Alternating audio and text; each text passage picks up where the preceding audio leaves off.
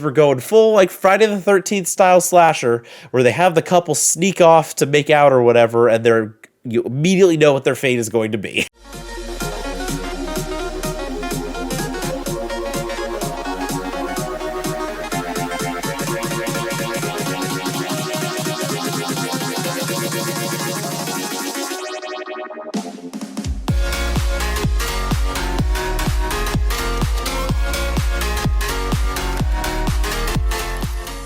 How's it going, YouTube lovers? This is the Evil Nightmare. Welcome back to another video. Today, I'm here for another Eabs book club video, and today I am checking out the third Murder Drones graphic novel. It is here, so it is time to see how it adapts one of my personal favorite episodes from the show. Once again, it is written by Wyatt Kennedy, and the illustrations are again by Mi-Gyeong. And this series, yeah, I think the last couple of videos I've done and just the general fan reaction to it, this has not been the best adaptation of this series that fans like myself love. So it's time to see if this can, start course correcting this, honestly bit of a frustrating adaptation up to this point, and see if it can start correcting it towards something that can actually stick the landing. So once again, I'm going to split this review into 3 sections like I did last time. I'm going to go over the basic plot of the graphic novel to sum it up. I'm going to talk about changes that I don't like, which is, once again, focus on a particular thing. And then I'm going to wrap it up with some positivity and talk about a couple of changes that I thought were actually pretty good. And let's get into this retelling. But once again, I'm going to start this with a spoiler warning and an opinion warning, because once again, I'm going to be talking about the actual plot of this and how it compares to the show itself. And also, I will be giving my own personal opinions on what I think about the novel. So there you go. Got that out of the way. Let's jump into this review. Just like the last issue, this one starts with a text message style recap of the previous one, where Uzi and Ed are basically texting back and forth, recapping everything for the readers. One weird thing in here is it actually seems like they get it wrong. Like maybe it's a typo, where Uzi claims that V was with them when they faced down Eldritch J.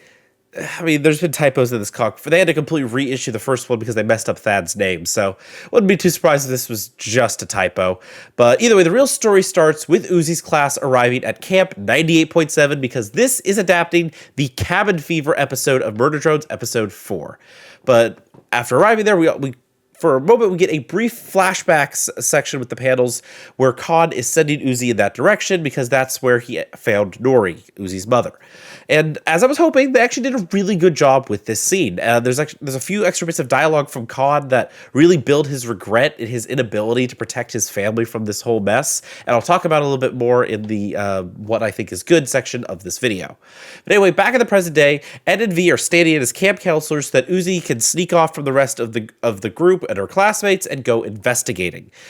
Away from the classmates that, minus the one that V immediately shoots in the face for not paying attention to everything. Oh gosh. But meanwhile, Uzi sneaks off alone, and while she is alone though, she begins to suffer from the same overheating that the disassembly drones do, so things are already starting to go wrong for poor Uzi here. But she also finds a little robot cockroach, which seems to have a connection to the mysteries at this camp. She just doesn't know what it is yet. But anyway, she returns to the campgrounds to basically spy on everyone. They keep an eye on Ed and V and her classmates from a distance. Ed, however, as we know, is a golden retriever and immediately blows her cover and goes, "Oh, Uzi, there you are. Come join us." V fires an arrow at Uzi in response. I will get to that later. I have thoughts on that. And Uzi's solver activates just by instinct to defend her, turning the arrow into a puddle of gross flesh, basically. Yeah, everyone's admittedly and understandably freaked out by this, including Uzi herself, who runs off into the woods. V tries to follow Uzi to finish the job, but Ed holds her back. He, at this point, is frustrated, understandably so, frustrated at V's unwillingness to share any information with him, because she's clearly hiding something. She even mentions, but we need to take care of her before you know who will leave us, so that you know who will leave us alone. And he goes, "No, I don't know who you're talking about, because you won't tell me anything."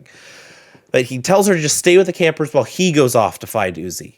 He doesn't find her, but he does find another one of the rundown cabins around Camp 98.7. And inside that cabin is a VHS tape called Zombie Drones. He taps it, and he gets flashes of memories that appear to be his own, but he doesn't know where they're from. So yeah, all of our characters are spread out across the entire campground at this point. No one is together right now. Because Uzi, meanwhile, has locked herself in a different cabin on the campgrounds, while her powers are freaking out and causing her to overheat even worse. She's not alone in that cabin for too long, however, as Uzi's classmates Darren and Rebecca decide that they want to use this cabin as a makeout spot, because we're going full like Friday the 13th style slasher, where they have the couple sneak off to make out or whatever, and you immediately know what their fate is going to be. So the now mutated Uzi at this point, because her solver powers are going haywire, jumps the couple and tears them apart. Rebecca's top half manages to crawl away barely, but Darren's done for and Rebecca's not surviving those injuries. But anyway, Rebecca tries to crawl to her classmates to warn them, but Uzi follows her and attacks the rest of them and starts picking off all of the students one by one, including one who, was reading a Final Girl survival guide, but she ignored the chapter about splitting up, and that sealed her fate. I actually really love this section of the comic here because it's drawn really well. Solver Uzi, especially in one panel, looks fantastic. I think this is really where the comic shines the most in showing how Uzi's completely lost control. And like I said, the prom felt like kind of toned down the violence a little bit against the drones. Not here. It is back in full force with Solver Uzi going crazy, which is good for this show, and I'm glad that they did that. But anyway, Uzi's started to tear through her classmates and kill them. She comes across Lizzie, who they actually have a really funny joke here. Another reason why I love this section, where she says, how are you still alive? You should have died in issue 2, because, Lizzie apparently has plot armor, same as Uzi, is able to survive stuff that she should not have survived.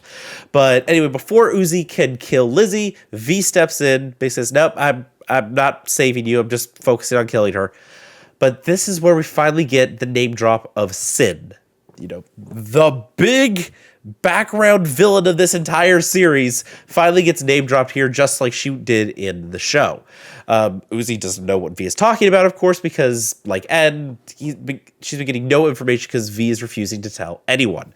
So Uzi turns the whole thing around and almost murders V, but that's when Ed steps in and he just chucks Uzi up into the sky. So like, okay, let's calm down here a second and regroup.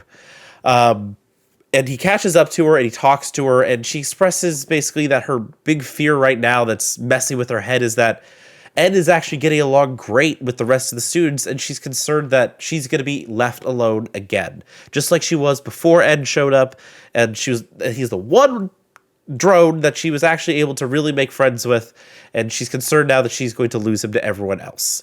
But he reassures her that that's not going to happen. He's not going to leave her side. They're going to figure out what's going on together.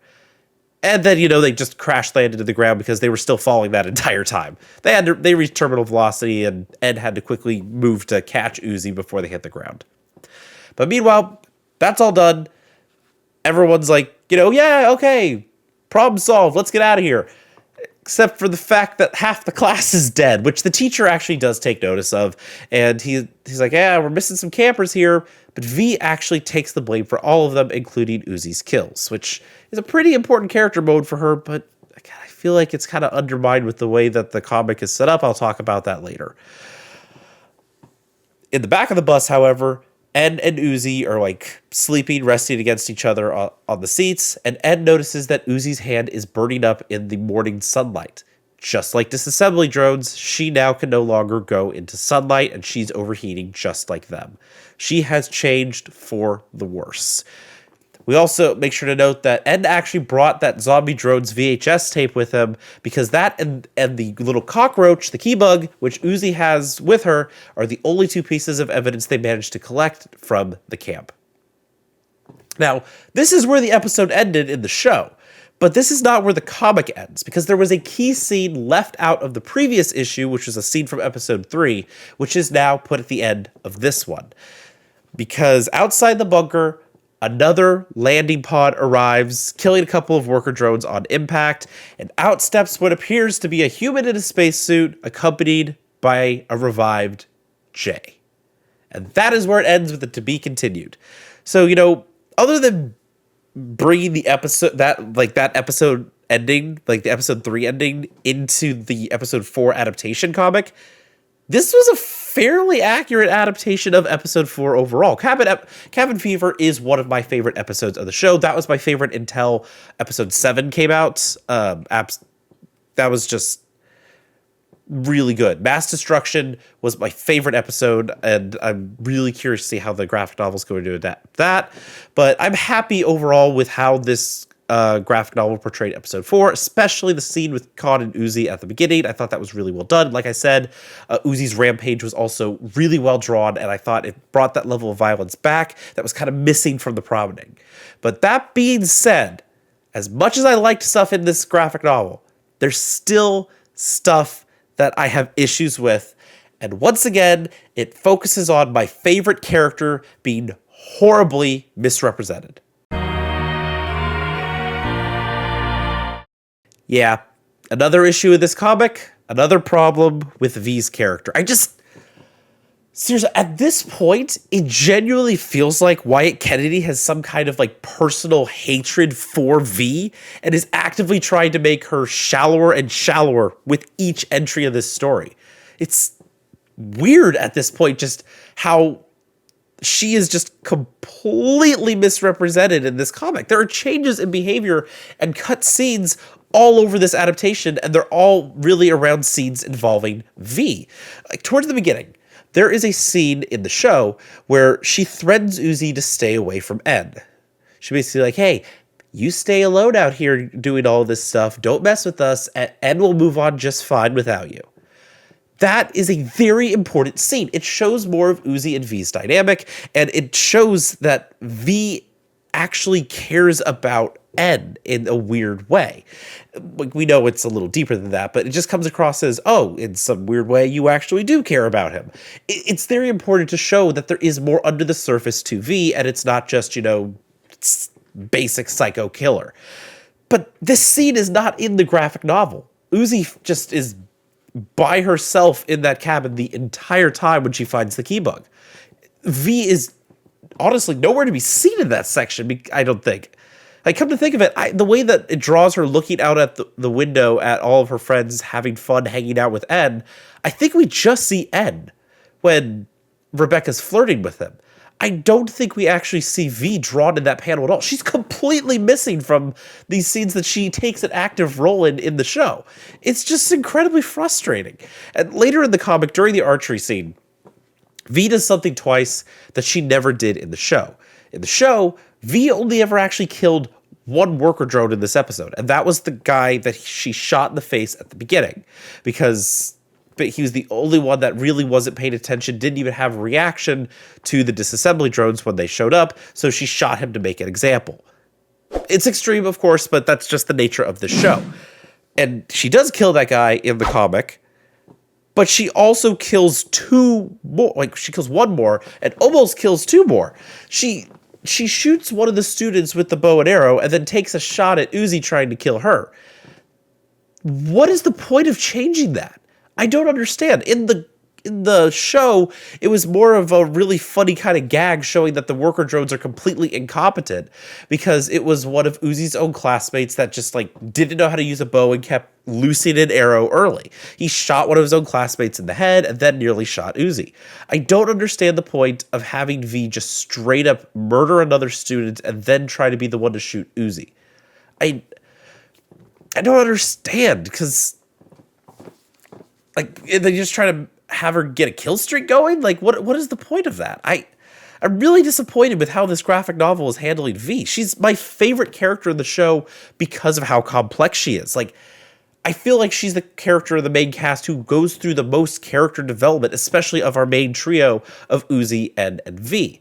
Because again, I didn't actually like V when I started watching the show. I thought she was shallow. But then at this point, she was showing signs that there was a lot more going on. But all of that has been completely erased in the graphic novel version. She's about as one-note and boring as you can get, like almost entirely devoid of what makes V, V. I can't even chalk it up to just, oh, they cut it because of because they only have a limited number of pages for the graphic novel.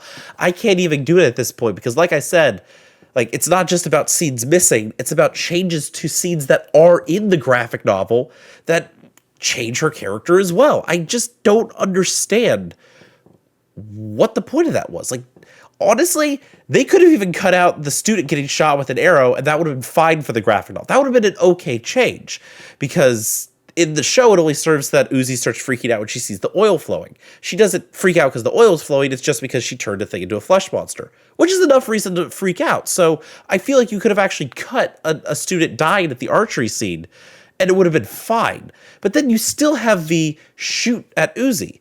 I don't understand why. She wasn't doing anything solver related at the time. That's the point.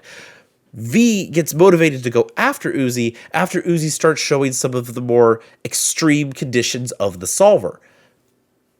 It shows that there's a reason she's doing it. Instead, it just feels like she doesn't have a reason at all for doing any of this. She just wanted to shoot at Uzi for the sake of trying to kill her for no good reason. At this point, I'm just getting more and more frustrated. I feel like every episode of of my reviews on these graphic novels are just going, my here's changes I don't like section are just going to be V over and over and over again. But if there is a problem with that, I will talk about it every single time. Because like I said, she is my favorite character, and I'm really disappointed with how she's being treated here. Like, honestly, at this point, I'm actually kind of concerned that when we get to the adaptation of episode 6, they might actually screw up her sacrifice. Or they're going to have it, and it's going to have not the same weight that it did in the show because we haven't seen her character changing.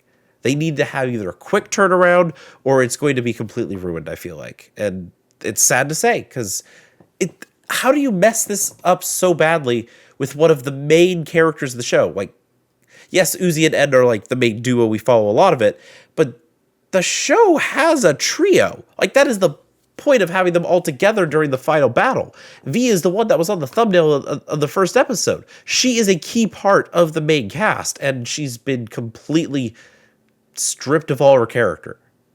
It's really disappointing.